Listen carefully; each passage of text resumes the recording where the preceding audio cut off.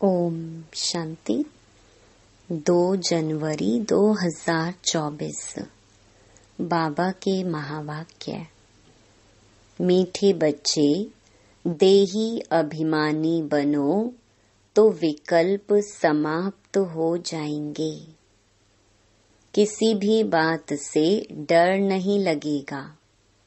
तुम फिक्र से फारिग हो जाएंगे। प्रश्न: नए झाड़ की वृद्धि किस तरह से होती है और क्यों? उत्तर: नए झाड़ की वृद्धि बहुत धीरे धीरे और जूं मिसल होती है। जैसे ड्रामा जूं मिसल चल रहा है, ऐसे ड्रामा अनुसार यह झाड़ भी धीरे धीरे वृद्धि को पाता है, क्योंकि इसमें माया का मुकाबला भी बहुत करना पड़ता है। बच्चों को देही अभिमानी बनने में मेहनत लगती है। देही अभिमानी बने तो बहुत खुशी रहे, सर्विस में भी वृद्धि हो, बाप और वर्षे की याद रहे तो बेड़ा पार हो जाए। ओम शांति। रूहानी बाप बैठ रूहानी बच्चों को समझाते हैं। रूहानी बाप भी अकाल मूरत है। रूहानी बाप कहा जाता है परम पिता परमात्मा को। तुम बच्चे भी अकाल मूरत हो। तुम सिख लोगों को भी अच्छी तरह से समझा सकते हो। यूं तो कोई भी धर्म वालों को समझा सकते हो। यह भी बाप ने बतलाया है कि यह झाड़ धीरे धीरे बढ़ता है। जैसे ड्रामा जूं मिसल चलता है, वैसे झाड़ भी जूं मिसल बढ़ता है। पूरा कल्प लगता है बढ़ने में। अभी तुम्हारा यह नया झाड़ है। तुम बच्चों की भी कल्प की आयु हो जाती है। 5000 वर्ष से तुम चक्कर लगाते हो। जूं मिसल यह चक्कर चलता है। पहले पहले तो आत्मा को समझना है। यही डिफिकल्ट बात है। बाप जानते हैं ड्रामा अनुसार आहिस्ते आहिस्ते झाड़ बढ़ता है, क्योंकि माया का मुकाबला होता है। इस समय उसका राज्य है, फिर तो रावण ही नहीं रहता।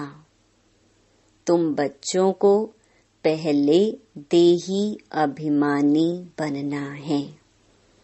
देही अभिमानी बच्चे सर्विस बहुत अच्छी करेंगे और बहुत खुशी में भी रहेंगे।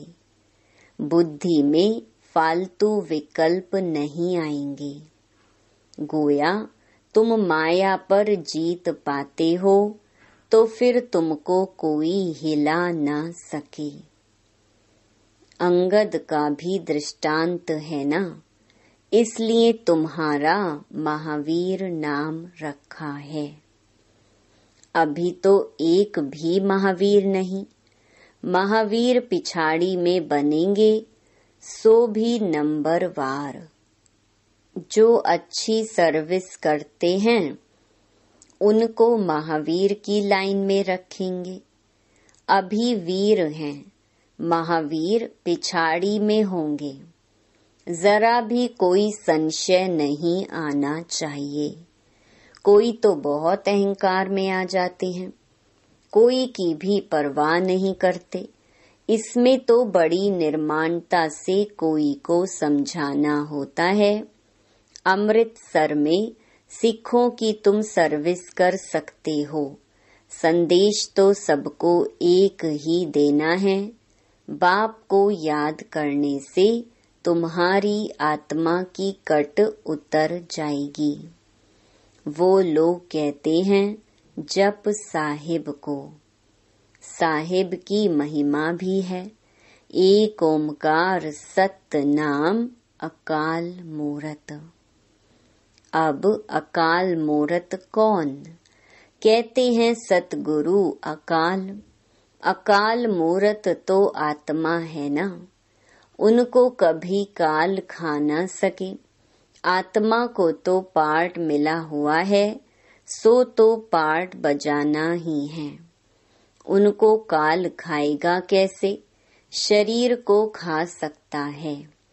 आत्मा तो अकाल मूरत है। तुम सिखों के पास जाकर भाषण कर सकते हो, जैसे गीता वाले भी भाषण करते हैं। तुम बच्चे जानते हो भक्ति मार्ग की तो अथाह सामग्री है। ज्ञान जरा भी नहीं।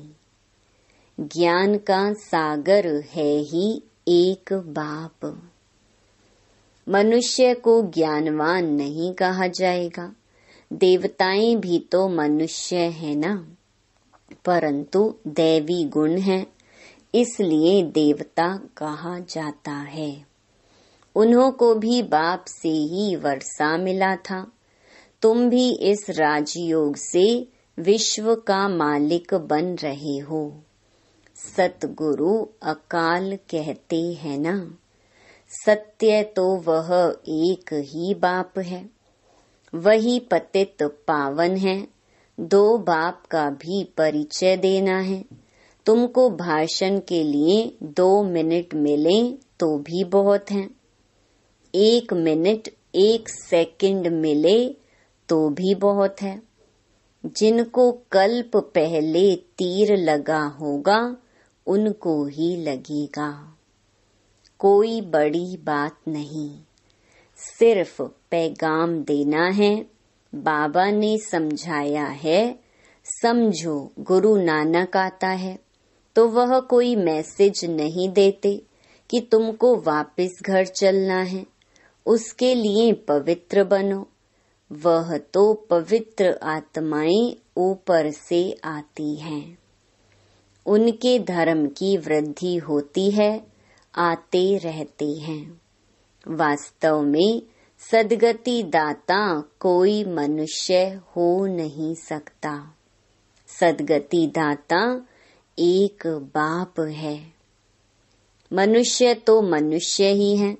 फिर समझाया जाता है फलाने धर्म का है। बाप ने समझाया है तुम अपने को आत्मा समझो, पवित्र बनो। गुरु नानक ने कहा है मोत पलीती कपड़ धोए। यह भी पीछे शास्त्र बनाने वालों ने लिखा है। पहले तो बहुत थोड़े होते हैं, उनको क्या बैठ सुनाएंगे। यह ज्ञान भी बाप तुमको अभी देते हैं। फिर शास्त्र तो पिछाड़ी में बनते हैं। सतयुग में तो शास्त्र होते नहीं। पहले तो समझाना है, बाप को याद करो तो विकर्म विनाश होंगे। विनाश तो होना ही है। पूछना चाहिए सर्वव्यापी किसको कहते हो, जिसकी यह महिमा गाते हो एक ओमकार। वह तो बाप ठहराना। उनके बच्चे हम आत्माएं भी अकाल मूरत हैं। हमारा तख्त यह है। हम एक तख्त छोड़ दूसरे पर बैठे हैं। 84 तख्त पर बैठते हैं। अभी यह है पुरानी दुनिया। कितने हंगामे हैं। नई दुनिया में यह बातें हो न सके। वहाँ तो एक ही धर्म होता है। बाप तुमको विश्व की बादशाही दे देते हैं। तुम्हारे पर कोई चढ़ाई नहीं कर सकते। द्वापर से धर्म स्थापक आते हैं अपने अपने धर्म की स्थापना करने। उनका धर्म जब वृद्धि को पाए, ताकत में आए तब लड़ाई की बात हो। इस्लामी पहले कितने थोड़े होंगे, तुम्हारा धर्म तो यहाँ स्थापन होता है। वह आते ही द्वापर में है, उस समय ही धर्म स्थापन होता है। फिर एक दो के पिछाड़ी आते जाएंगे। यह बड़ी समझने की बातें हैं। कोई तो ड्रामा अनुसार कुछ भी धारण नहीं कर सकते हैं। बाप समझाते हैं जरूर उनका पद कम होगा। यह कोई श्राप नहीं है। माला तो महावीरों की बनती है। ड्रामा अनुसार सभी एक जैसा पुरुषार्थ तो कर नहीं सकते, आगे भी नहीं किया होगा। कहेंगे फिर हमारा क्या दोष है। बाप भी कहते हैं तुम्हारा कोई दोष नहीं। तकदीर में नहीं है तो बाप क्या कर सकते। समझ सकते हैं कौन कौन किस पद के लायक हैं।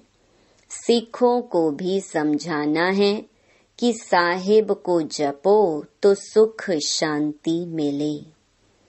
उनको सुख तब मिलता है जब उनके धर्म की स्थापना होती है। अब तो सब नीचे आ चुके हैं। तुम मानते हो सतगुरु अकाल, फिर गुरु किसको कहते हो। सदगति देने वाला गुरु एक है। भक्ति सिखलाने वाले तो ढेर गुरु चाहिए। ज्ञान सिखलाने वाला एक बाप है। तो तुम माताएं उनको समझाओ कि यह कंगन तुम जो पहनते हो ये भी पवित्रता की निशानी है।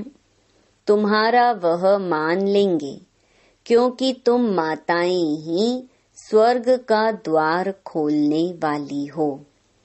तुम माताओं को अभी ज्ञान का कलश मिला है जिससे सबकी सदगति हो जाती है। तुम बच्चे अभी अपने को महावीर कहलाते हो। तुम कह सकते हो हम गृहस्थ व्यवहार में रह स्वर्ग की स्थापना कर रहे हैं। रात दिन का फर्क है। यह जटाएं भी पवित्रता की निशानी है। अकाल मूरत पतित पावन बाप की महिमा पूरी करनी चाहिए। साधु सन्यासी परमात्मा नमः कहते हैं, फिर कहते हैं सर्वव्यापी है। यह है रॉन्ग। बाप की तुम खूब महिमा करो। बाप की महिमा से तुम तर जाते हो। जैसे कहानी है, राम राम कहने से पार हो जाएंगे। बाप भी कहते हैं बाप को याद करने से विषय सागर से पार हो जाएंगे। तुम सबको मुक्ति में जाना ही है। तुम अमृतसर में जाकर भाषण करो कि तुम पुकारते हो सतगुरु अकाल मूरत, परंतु वह अब कहते हैं देह सहित देह के सब धर्मों को छोड़ अपने को आत्मा समझो। बाप को याद करो तो पाप भस्म हो जाएंगे। अंतमति सुगति हो जाएगी। शिव बाबा अकाल मूरत निराकार है। तुम आत्मा भी निराकार हो। बाप कहते हैं मेरा शरीर तो है नहीं, मैं लोन लेता हूँ। मैं आता ही पतित दुनिया में हूँ, रावण पर जीत पाने। यहाँ ही डायरेक्शन दूंगा क्योंकि पतित होते ही पुरानी दुनिया में है। नई दुनिया में एक ही देवी देवता धर्म था उस समय, और सब शांति धाम में रहते हैं। फिर नंबरवार सतो रजो तमो में आते हैं। जिनको सुख बहुत मिलता है उनको दुख भी बहुत मिलता है। तुम्हें सबको बाप का पैगाम देना है कि बाप को याद करो तो घर पहुंच जाएंगे। सदगति सबकी तब होती है जब झाड़ पूरा होता है, सब आ जाते हैं। ऐसे तुम भी किसी को बहुत प्यार और धीरज से समझाओ। तुमको चित्र उठाने की भी दरकार नहीं है। वास्तव में चित्र हैं नयों के लिए। तुम कोई भी धर्म वालों को समझा सकते हो, परंतु बच्चों में इतना योग नहीं जो तीर लगे। कहते हैं बाबा हम हार खा लेते हैं। माया एकदम काला मुंह करा देती है। उनको यह पता ही नहीं पड़ता है कि हम देवता थे, इस समय असुर बन पड़े हैं। अब बाबा कहते हैं अपने को आत्मा समझ बाप को याद करो। बाप का पैगाम सबको देते रहो। बाइस्कोप के स्लाइड्स पर भी लिखो कि त्रिमूर्ति परमात्मा परम पिता शिव कहते हैं माँ मेकम याद करो तो तुम्हारे विकर्म विनाश होंगे। तुम मुक्ति जीवन मुक्ति पा लेंगे। पैगाम तो सबको देना है ना। स्लाइड्स भी बन जाना चाहिए।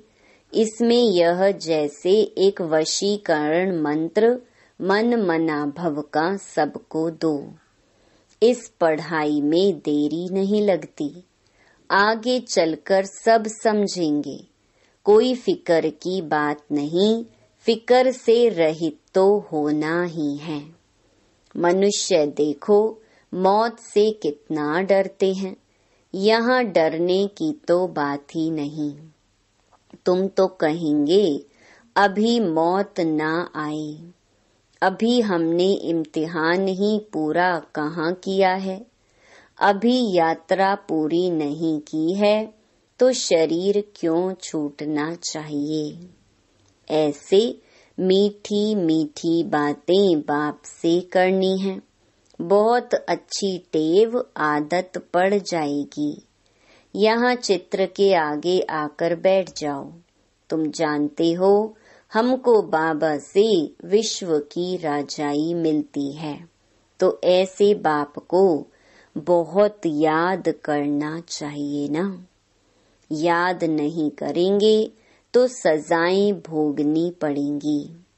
बाबा को तो याद पड़ गया है कि हम यह बनने वाले हैं, तो बहुत खुशी होती है कि हम यह बनेंगे। देखने से ही नशा चढ़ जाता है। तुमको भी यह बनना है। बाबा हम आपको याद कर ऐसे बनेंगे जरूर। और कोई काम नहीं है तो यहाँ चित्रों के सामने आकर बैठ जाओ। बाप द्वारा हमको यह वर्षा मिलता है, यह पक्का कर दो। यह युक्ति कम नहीं है, परंतु तकदीर में नहीं है तो याद नहीं करते। बाबा कहते हैं यहाँ आते हो तो बहुत प्रैक्टिस करो, तो जो कुछ ग्रहचारी होगी वह उतर जाएगी। सीढ़ी के चित्र पर यह विचार करो, परंतु तकदीर में नहीं है तो श्रीमत पर चल नहीं सकते। बाबा रास्ता बताते हैं, माया काट देती है।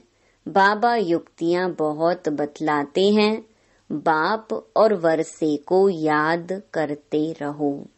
कहते हैं अतीन्द्रिय सुख गोप गोपियों से पूछो, जिनको निश्चय है कि हम बाप से वर्षा जरूर लेंगे।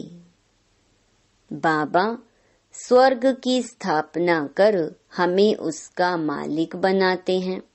चित्र भी ऐसे बने हुए हैं। तुम सिद्ध कर बताते हो कि ब्रह्मा विष्णु का क्या संबंध है, और किसको भी पता नहीं। ब्रह्मा का चित्र देख मूंझ जाते हैं।